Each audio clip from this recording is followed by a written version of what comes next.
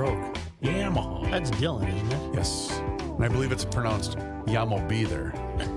Yamo be there too. I thought of a difference between Trump and Harris. There are many, but I thought of a principal one. If Harris wins, it seems to me that I'm not on a limb saying this, she'll be run by other people. She doesn't seem to have much. Maybe the same people that are running the country right now. Yeah, she doesn't seem to have much going for her personally in terms of critical thinking and deep analysis and deep thought. She will be run by other people. That would be my contention. Trump would be less likely to be run by other people. Yeah. He and I don't know if that's good or bad, but he would be less likely to run for other people because he thinks he knows everything, and he just plays it off the cuff all day long with everything. Mr. Trump, can I give you some advice? No, you can't. You're fired. Yeah, You're fired. but that leads me into the latest wrinkle. John Kelly was Trump's chief of staff. And we have audio of John Kelly telling us that he heard Trump intimate that Trump believes fascism is the way to go. Now, the Trump defenders are going to say this is fake, right? I mean, what else can they say? Because you can't abide by this if it's true, and it's true, apparently. But the Trump's defenders are going to say this is fake. Well, Kelly is a reasonable soul, isn't he? Isn't he a fairly well qualified human being?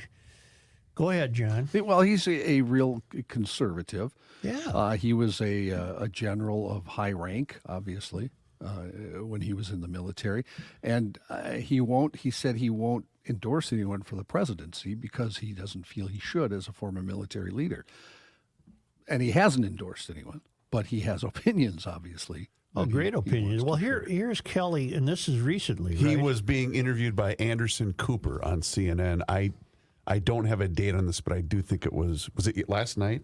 I don't know. Okay. It was recently. I know it was that. recent. Yeah. Moments ago, the New York Times posted clips from 3 new interviews with General Kelly.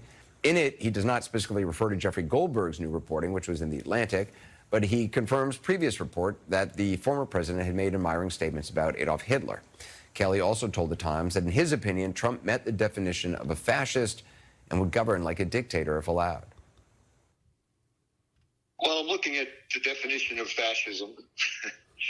It's a far-right, authoritarian, ultra-nationalist political ideology and movement characterized by a dictatorial leader, centralized autocracy, militarism, forcible suppression of opposition, belief in a natural social hierarchy.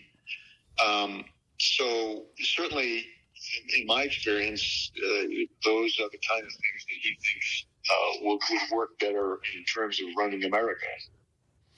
And then the response, again, from the Trump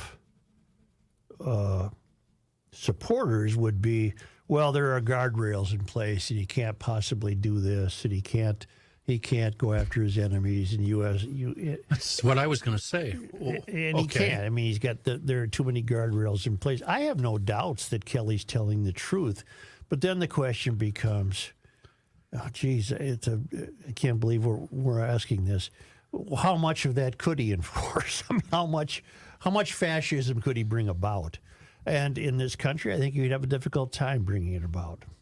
But again, keeping in mind the differences between the two, Trump's not going to let other people run him.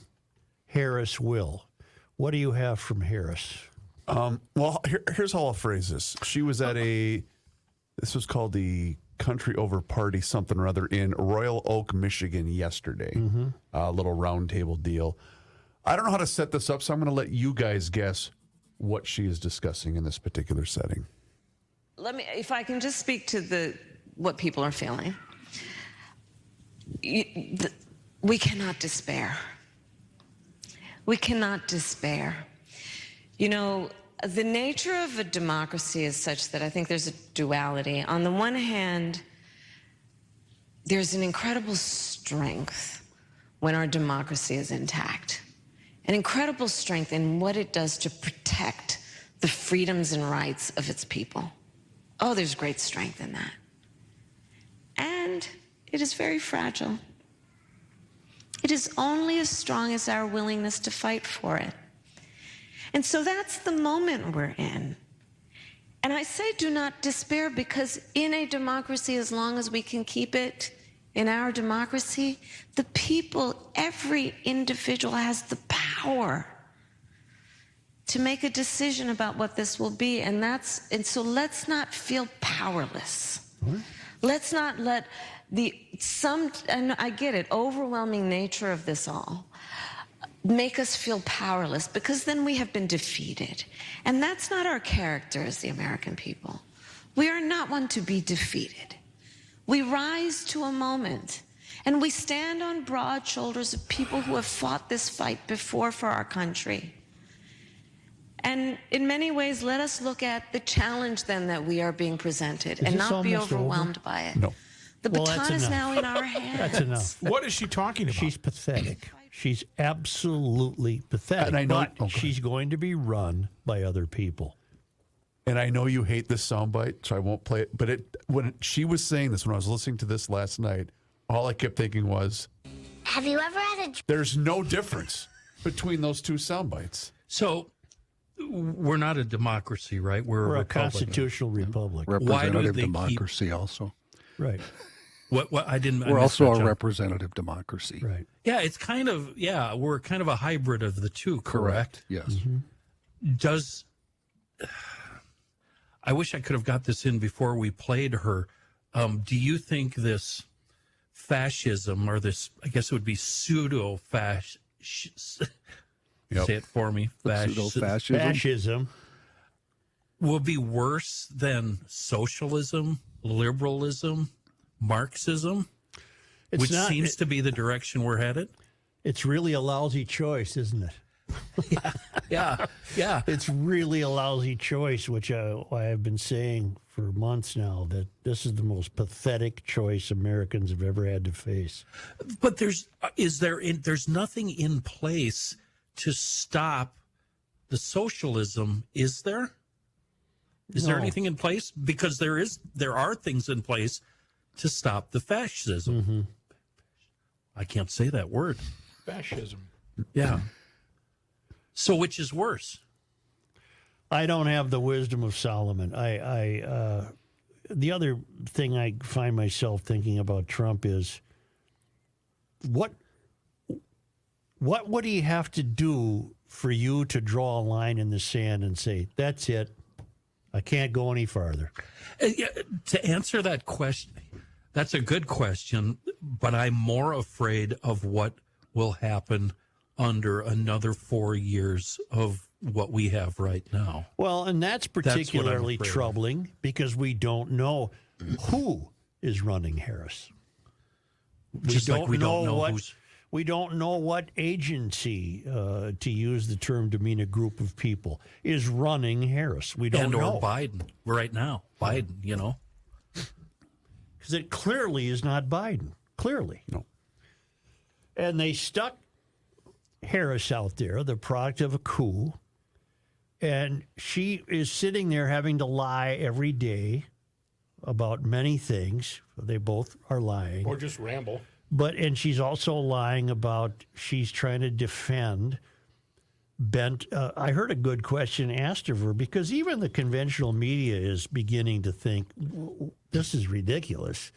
So I heard a question asked of her yesterday. I should have asked you if you had this audio. She was being grilled by one of the network good-looking women, whoever they are. They're all the same. Yep. You have claimed this. I'm paraphrasing the questioner to Kamala. You have claimed that Biden is of strong mind, and cognitive abilities are super sharp. And the question she ultimately asked Harris is, well, then why are you running? Can you say that you were honest with the American people about what you saw in those moments with President Biden as you were with him again and again, repeatedly in that time? Of course. Joe Biden is an extremely accomplished, experienced, and capable in every way that anyone would want if they're president. And you never saw anything like what happened at the debate night behind closed doors with him? It was a bad debate. People have bad debates. He is absolutely. But that's the reason why you're here, and he's not running for the top of the ticket. Well, you'd have to ask him if that's the only reason why. Oh, what do you think? BS answer.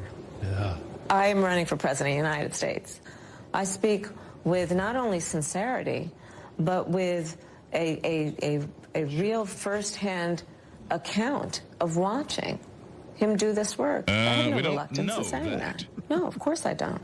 Well, that's the most insincere thing she could possibly say. Right. Where was that?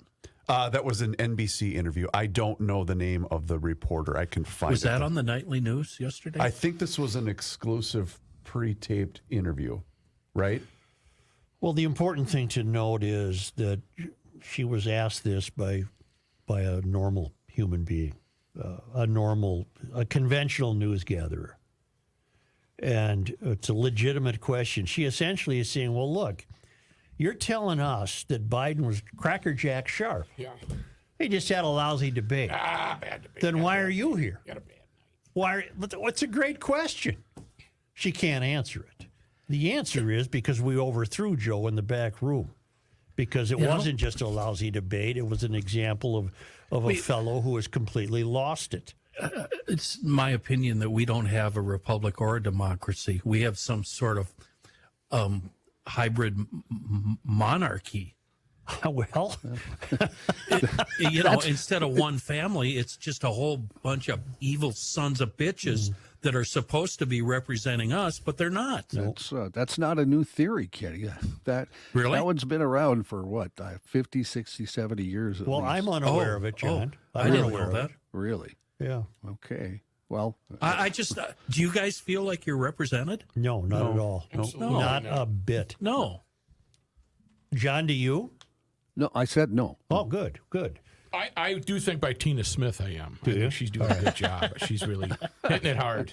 What about that gal? Who's the gal on the Jeep? Is she? It seems Angie. Oh, yeah. it seems Right as though the third rail has drifted so far afield from us that they're scrambling to put on this show for us because they have to have an election every 4 years. In the meantime, there are forces at war with each other behind the scenes that we know nothing about. Yes. And they're scared to death of Trump because Trump will fire you before you can offer advice. I mean, look at his last 4 years, the 4 years he was in office. And Trump is, I'm going to presume, is not owned by any of these dark forces who are going to run Harris. Okay, so then people are going to come back and say, he's run by Putin or... Well, that's right. Yeah, I don't know where to go with this. I'm saying that the third rail has left us so far behind. How far behind are we? Well, it's so far behind that they're putting on this show for us. And this time around, it just happens to be not very damn entertaining. I'm less afraid of Donald than I am of Kamala. Same. May I take you to Pennsylvania, gentlemen? Let's ride. Let's ride. Madam Vice President, how are you feeling about Pennsylvania? I am feeling very good about Pennsylvania because there are a lot of people in Pennsylvania who deserve to be seen and heard. That's why I'm here in Johnstown. And I will be continuing to travel around the state to make sure that I'm listening as much as we are talking. And ultimately, I feel very strongly that I earn every vote. And that means spending time with folks in the communities where they live. And so that's why I'm here. We're going to be spending a lot more time in Pennsylvania. Did she answer?